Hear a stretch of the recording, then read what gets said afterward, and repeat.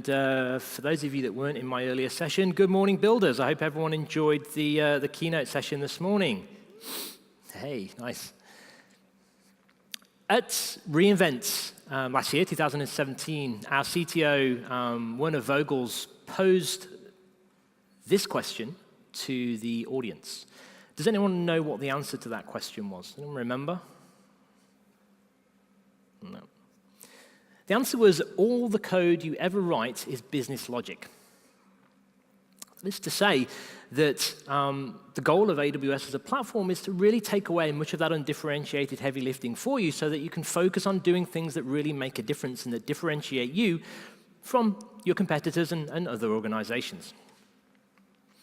Over the course of the next 30 minutes, I'm going to talk to you about an interesting technology and a landscape change that has surfaced in the last 12 months to help try and solve some of these problems. And by the time you leave today, hopefully you'll leave with enough information and enough knowledge to go and spend more time focusing on that core business logic and less time focusing on the glue and the string and the mess, which really kind of distracts you from what you really enjoy doing, and that is building killer and awesome features for your customers. Let's start by unpacking the problem a little bit first and foremost. With regards to application and software architecture. So things started, and I'm sure many of you will have seen this diagram before.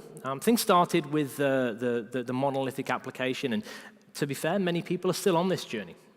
The components of a monolithic application typically communicate by inter-process or inter-memory calls. Everything's nice and safe and works in a way that we'd expect it to. Things typically run on a single computer, and if there are problems, usually a reboot of a server or potentially a bug in the software is to blame. Fairly black and white, fairly binary. Then we started to decompose those applications into business-specific services with a very specific focus on some kind of business domain. And we moved into the world of service-oriented architectures. We started to rely heavily on enterprise service buses, to correct myself there. And whilst we found that we could deploy software and upgrade software with more flexibility than we previously could with our monoliths, there were still some challenges, and there were still some tight couplings between the applications that we deployed on our service in our service-oriented architecture, which meant that we couldn't be quite as dynamic and fluid as we'd like to be. So move forward to the era of the microservice. The microservice, the independently deployable, independently scalable, small focused services that we can write basically in any language, giving rise to the polyglot developer. Who here is on this journey or has been on this journey of moving from monolith right through to microservices? Great. And who here is in microservices now? Who's in that space? Good. Excellent. Hopefully, what I'm going to share with you over the next few slides will resonate with you in terms of some of the challenges that you've faced or you may have faced in this journey. So we've moved to this great new world of independently deployable, independently scalable, and manageable microservices. We've got a team of developers skilled in a variety of different frameworks and languages, which is great. This is wonderful. And the reality is, unfortunately, that it seldom looks like this. We don't typically have all of our services nice and tightly packed together, coordinating, friendly, and behaving in the way that we expect them to behave. What we typically end up with is something like this. We end up with services written in a variety of different languages and a variety of different frameworks that are no longer constrained or restricted or limited to a single compute instance. They are typically distributed across many compute instances, across a network, which means that we now have a dependency on the network. And as soon as we move into that realm of network dependency, we start to think about network reliability. But you know what? That's okay. I mean, that's not a big deal. We've got great network engineers. They're building fantastically reliable and scalable networks for us. So we don't really have to worry about it. You know, after all, that's what TCP's for. It makes sure that our packets get to where they need to go. Everything's going to be fine. Interestingly enough, that was a mindset a little while back, especially when we moved from building these monolithic applications to these distributed systems. People with limited experience in developing distributed systems made many of these assumptions, and these assumptions were codified by a team at Sun Microsystems, I believe, into what we now know as the 8 fallacies of distributed computing. And they typically revolve around the assumption that the network is a reliable medium. First and foremost, the network is reliable. Well, not always. There's zero latency. Again, not always. And we keep going through this, and we start to think, actually, this is all very true. Many of these facts we kind of assumed when we first started building our services, but in hindsight, when our applications started to scale, we added more services, we soon realized that network is core, and it isn't quite as reliable as we thought it was. But that's okay. We can solve that problem because there are some great tools out there today that help us address that within the software itself. So we look at things like Hystrix from Netflix, and we look at things like Finagle from Twitter. These are libraries that we can take and build into our applications to help build more reliability into the transmission of application calls as they traverse this network. Great, wonderful, we're on the path to solving a problem here. However, what we end up having is the team of polyglot developers building services in a variety of different languages using a variety of different frameworks, which now means that we need tools to manage this reliability capability that supports all of these different languages. And that in itself can become a challenge. How do we find all of these libraries? How do we maintain all of these libraries to facilitate this reliable network communication? This isn't stuff that, as a developer of an awesome application, I really want to concern myself with. These cross-cutting concerns are just really noise, and they're distracting me from doing what I really do best, which is building killer, awesome features. Some of the examples of these cross-cutting concerns that we talk about and we think about and that these libraries help us address: logging, monitoring, tracing, and security. I already mentioned reliability in the previous slide. And the frameworks and libraries that are out there today that we can bring into our source code to help us address this do, as I mentioned, help us address this, but it feels a lot like this. As our application grows, as we bring more languages and frameworks and team members into our development teams, we find we spend a lot more time messing around and gluing and sticking things together just to make our applications reliable. Obviously, a reliable application is mission critical, but it's not necessarily the focus of application developers. What it leads to is is a lot of time gets spent on non-value add tasks, definitely not the business logic, and a lot of money gets spent on these non-value add tasks. I mentioned that in the past we've addressed this problem through a couple of different mechanisms.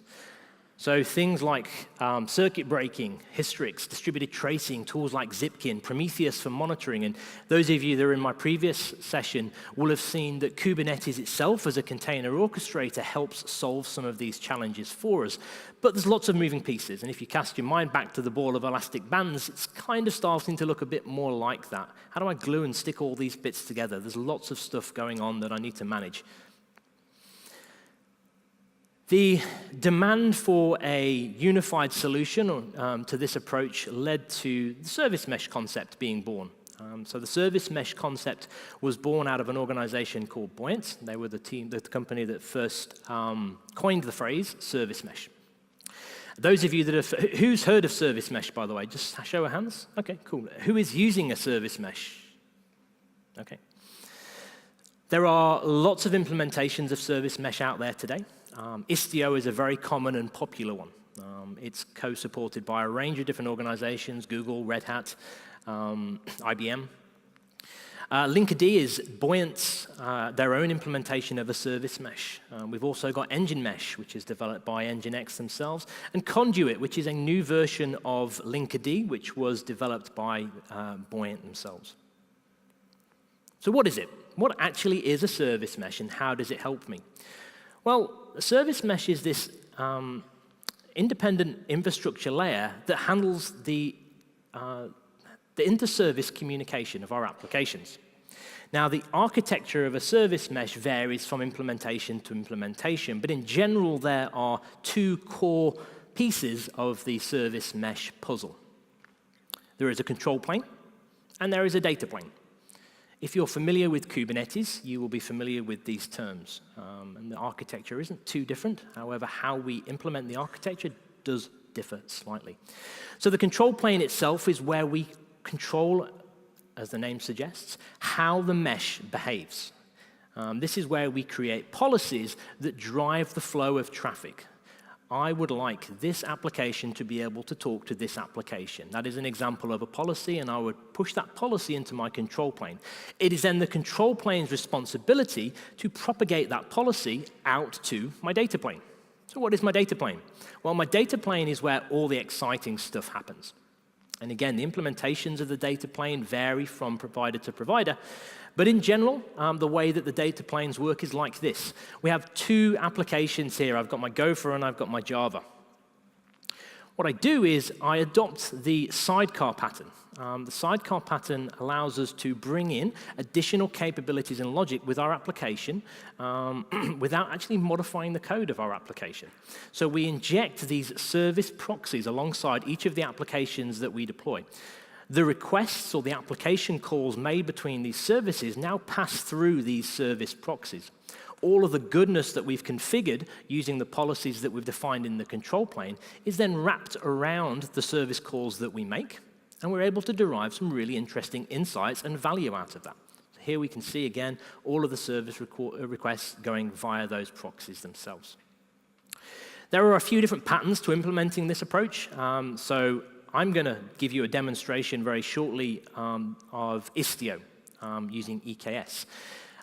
Linkerd adopts a host agent-based proxy model, which means that when we deploy containers on an instance, we deploy a single copy of this service proxy, and all traffic egresses and ingresses through that service proxy. Engine Mesh also follows the sidecar per application model as well. Each of these service proxies that we implement here is typically written in a very high-performing language. So the example I'm going to share with you very shortly is Istio. And Istio uses the Envoy proxy. Now, Envoy service proxy, a reverse proxy, was written by the team at Lyft. It's written in C++, so it's extremely performant. It's very, very lightweight. So it really doesn't impact the performance of the requests or add any latency to the requests unless you want it to add latency to the requests. And we'll talk more about that very shortly. So without further ado, I'm going to tempt the demo gods in a moment with a very simple demo of how a service mesh can be installed and deployed on EKS, Elastic Container Service for Kubernetes, which is our managed Kubernetes service. If the demo gods are looking favorably on me, everything will go well. If they're not, then feel free to leave immediately. I'm going to demo with an incredibly sophisticated application. I've got two services in there. I've got a Gopher requester and I have a Gopher distributor. That's basically it. And I'm hoping through the demonstration using these two services, I'll be able to give you an idea of the value that you can get from implementing a service mesh. So if I can have a flip over to my laptop, I'm going to quickly unlock my screen.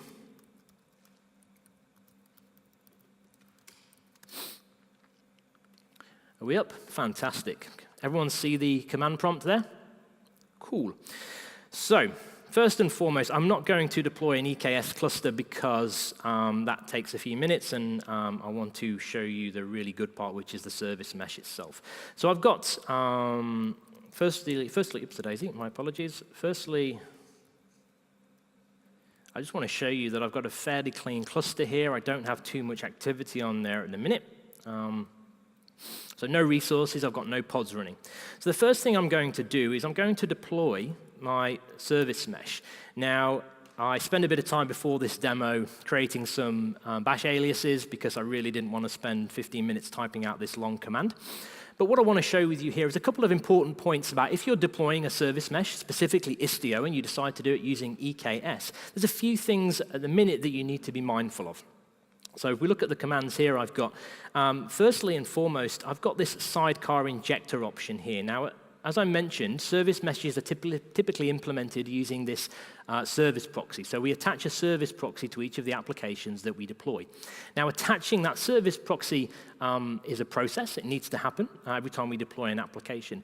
Istio gives us the ability to automate that process using a concept within Kubernetes called webhook admission controllers. And these admission controllers essentially perform some kind of validation or mutating action on a resource that we create within a Kubernetes cluster. So in the case of Istio, when I create a service or an application, what's what's going to happen is it's going to look and say, okay, you're creating a new application, a new set of containers. I'm going to inject my service proxy alongside of your application. So it takes care of that heavy lifting for you. Now, what you'll notice here at the minute is I've set that to false. And the reason that's set to false at the minute is because currently EKS doesn't support the mutating webhook feature. All is not lost. We can inject those sidecars manually, and I'll show you how we do that shortly. An additional thing that I found out to my detriment yesterday when I was rehearsing my demo, some recent changes in the open source Istio project introduced a new configuration validation webhook call. So what I'm doing here is I'm setting that to false. If you yourselves try and deploy this later on today and you run into a challenge where your deployment of Istio fails or hangs or you see unusual behavior, have a look at this option here and just make sure that you set it to false, because again, it relies on that mutating webhook, which currently EKS doesn't support. If you go and deploy this on a Kubernetes cluster just running on EC2, deployed with something like kops, you should have no issues.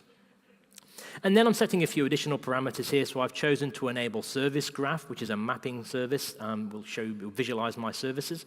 I'm enabling tracing, and I'm enabling Grafana to visualize my information. I'm going to hit go. And what's going to happen very shortly, assuming that the Devo gods are looking favorably upon me, is our service mesh should start to deploy. What this is doing in the background is creating a whole stack of resources for me. So I'm going to do kubectl, namespace, Istio system get pods. So Istio, when we create Istio, and those of you that looking at the command prompt then would have noticed that I was using Helm, the Kubernetes package manager, to deploy Istio. Istio goes and creates a whole bunch of pods, resources, services for me to allow me to start interacting and operating my containerized applications within the Istio service mesh itself. Let's give it a few more seconds to finish creating my containers. Great, and now we've got those containers up and running. A few additional bits of information, so it's also creating some configuration maps for me, which it reads from when I try and create new applications. Oops, a daisy, my bad. Config maps, and it also creates some services for me as well. So if I do service here, what we should see is a whole bunch of services get automatically created for me.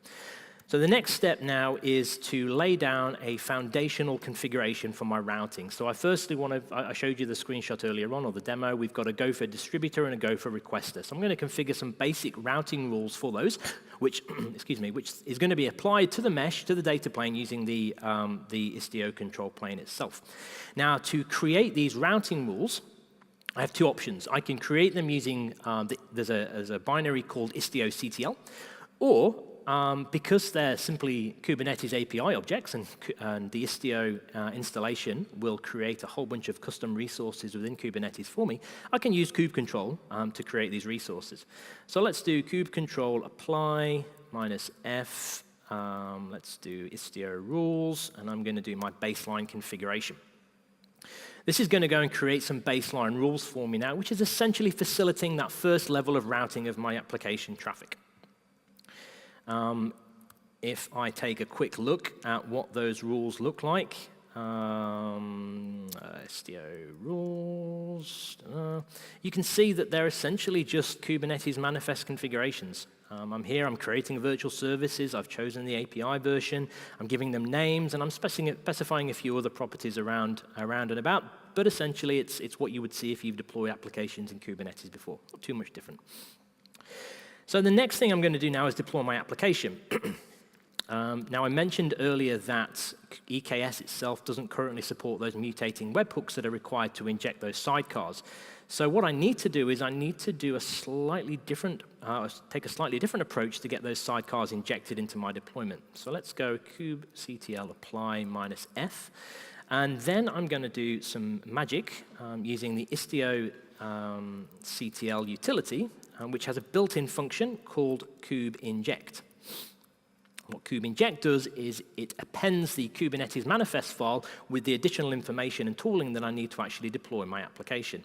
So if we do kubectl istio inject, and then I specify my deployment file, which was, let's go for requester, and my deployment. This is just a standard Kubernetes deployment. So I'm going to hit that. Oops, a daisy, what did I do there? forgot to put in the F.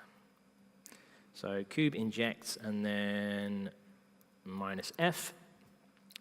What that's going to do is rewrite my manifest file for me, and it's going to provision those resources now. And I'll show you what that looks like shortly, but I just want to quickly do my Gopher distributor as well. Distributor, deployments, same approach. Now, we go kubectl get pods.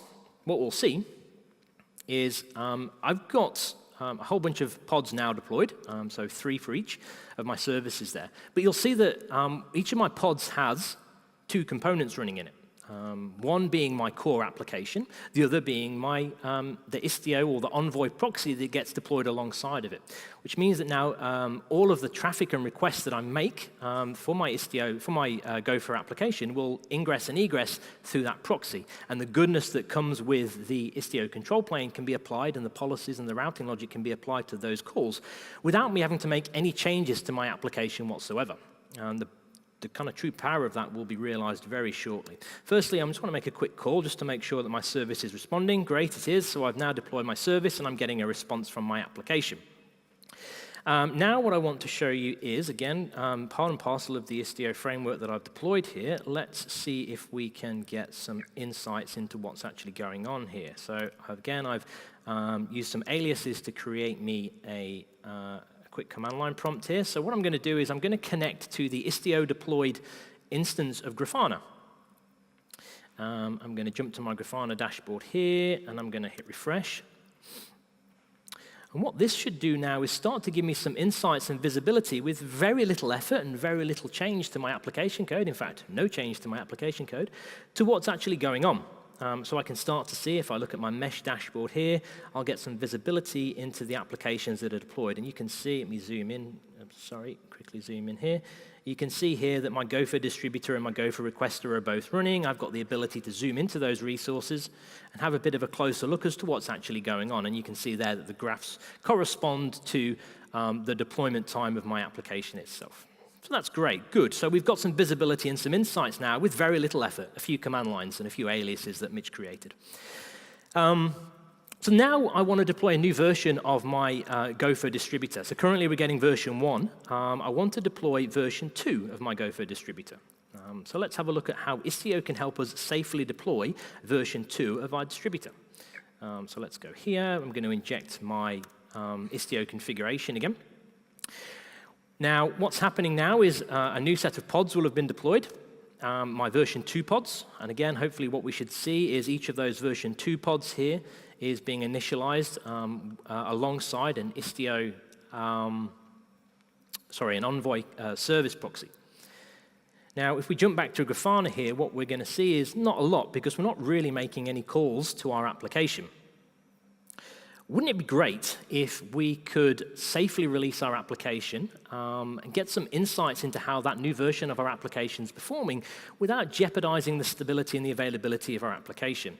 Wouldn't it be great if we could mirror some traffic over to that second copy of our service, that new release, and get a feel for how it's going to behave? Well, guess what? We can do that with Istio. What I'm going to show you now is how we apply a mirroring rule via Istio to the deployed service.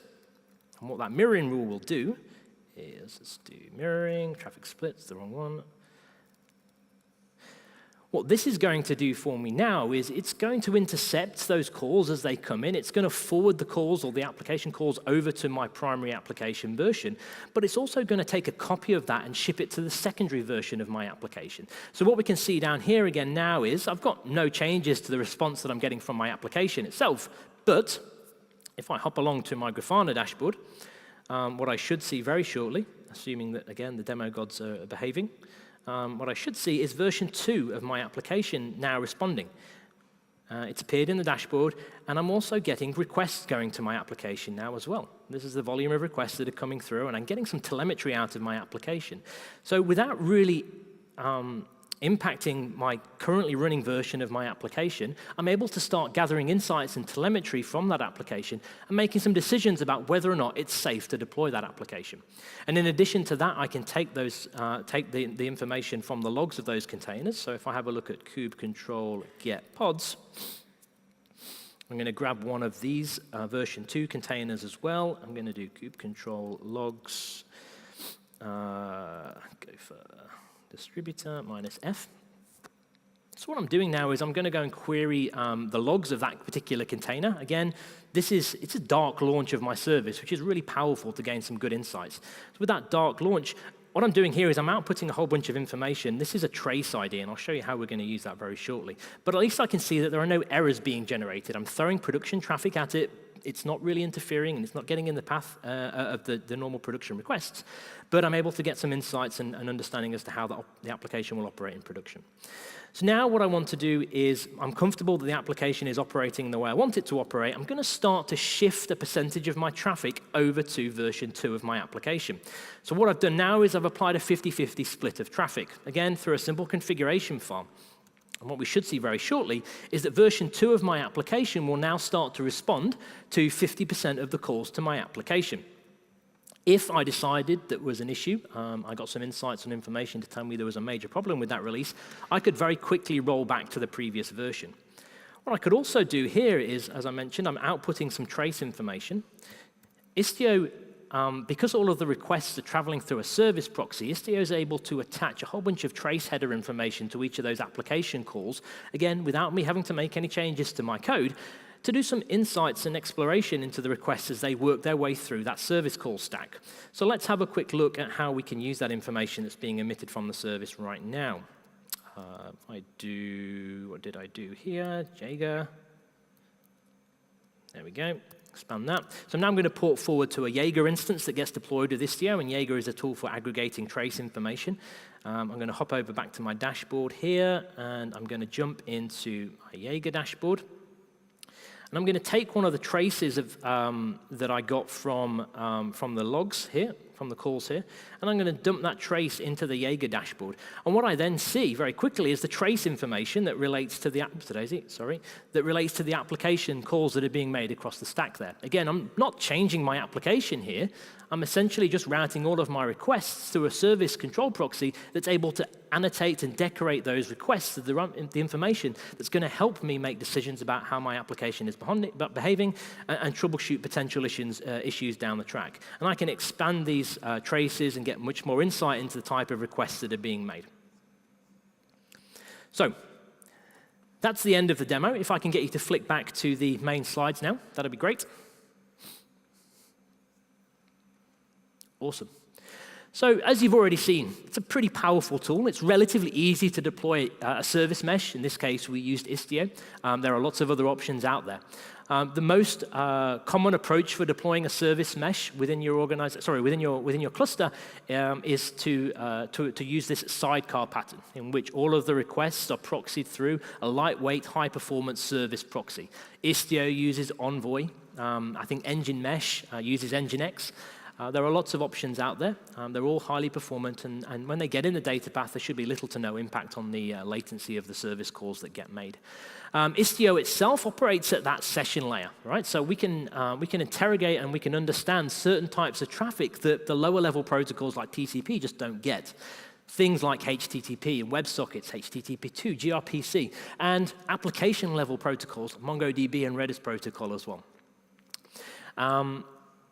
The most powerful aspect of the service mesh, and I think why we're going to see this take off massively over the next 12 to 18 months, in fact, it's already taking off, is the fact that all of this capability, all of this instrumentation, and the telemetry that we're now able to extract from our services, especially as we become more complex, we get it without actually making changes to our code. All of that complexity gets abstracted away from us, and it really allows us to focus on what's important, which is the business logic. We're taking the right steps towards the utopian world that Werner already talked about, which was all the code that we ever write is business logic. So with that, thank you very much. I appreciate your time. If you can take a few minutes to fill out the surveys, it would be great to get some feedback from you. I'd love to hear more about some of the service mesh implementations that you may already have or experiments that you're already doing. I'm going to be hanging around for the rest of the day if you'd like to come and ask more questions. I have some more demos that I can share with you as well. Really appreciate your time, and I hope you enjoy the rest of Dev Day. Thank you.